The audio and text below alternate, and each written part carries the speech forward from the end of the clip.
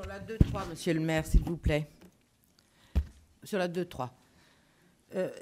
En préalable, et s'il vous plaît, ne me le comptez pas dans ce temps de parole, je voudrais vous dire qu'on parle beaucoup d'éthique dans cette enceinte et je voudrais vous faire juste une petite remarque au sujet du comportement de votre attachée de presse, Madame Popp. Parce que déjà, il y a quelques mois, elle s'était cachée derrière un poteau, au risque de tomber dans la piscine d'ailleurs, pour me photographier lors d'un déjeuner privé avec M. Bettati et M. Vardon, photo qu'elle a immédiatement mise sur son compte Twitter, avec moins de succès quand même que les paparazzis de Closer.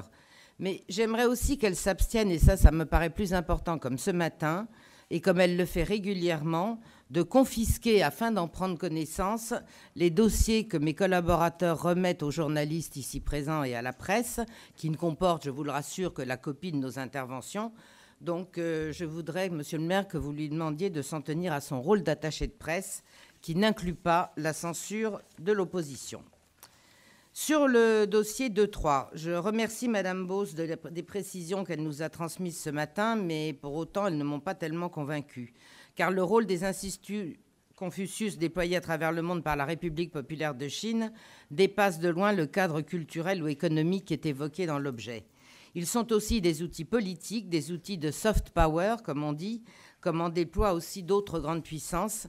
Et selon le très sérieux hebdomadaire britannique The Economist, le secrétaire du département de la propagande du Parti communiste chinois considère que les instituts Confucius doivent assurer, ouvrez les guillemets, une part importante du dispositif de propagande de la Chine à l'étranger.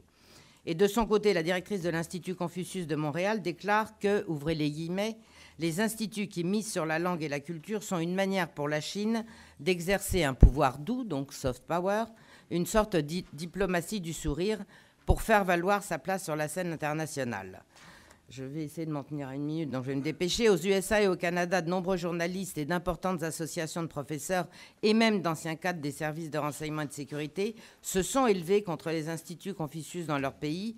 Certains dénoncent d'ailleurs l'absence d'indépendance de ceux-ci et vis-à-vis du pouvoir chinois et par exemple l'impossibilité d'y évoquer la situation au Tibet ou encore à Taïwan, et d'autres évoquent aussi les pratiques d'espionnage industriel. Alors, pour toutes ces raisons, et malgré la tentative de nous rassurer, Madame Beauce, je dois dire que nous nous abstiendrons sur ce rapport et nous vous invitons à beaucoup de vigilance dans vos rapports avec ce futur institut. Merci.